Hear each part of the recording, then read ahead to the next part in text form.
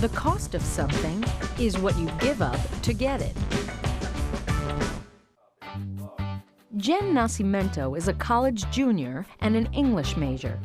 She's made the choice to go to college for 4 years. So what's the cost of her college education?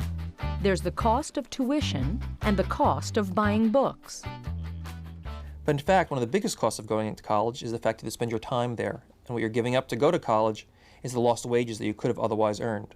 So in thinking about the cost, we shouldn't think of just the out-of-pocket cost. We need to think of the full opportunity cost, which means everything you've given up, including the wages from that job that you couldn't take. Nothing comes for free. Our time is worth something.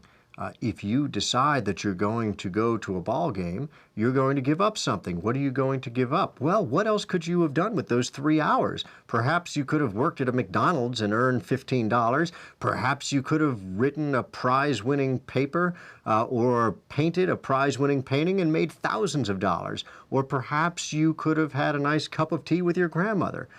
There are trade-offs there. The cost of doing anything is what do you give up by doing it? And students always need to keep that in mind as they budget their time.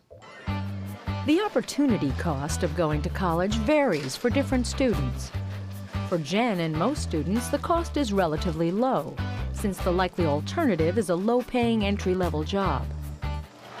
Julian Blanks, cross half court, taken away by Kobe Bryant, who is going to go the distance up and slams it home. But for a star high school athlete like Kobe Bryant, the opportunity cost of going to college was much higher. Perhaps the clearest example of opportunity cost comes in the case of athletes who are so good they can go straight from high school into the pros. What is the opportunity cost of going to college for someone like that?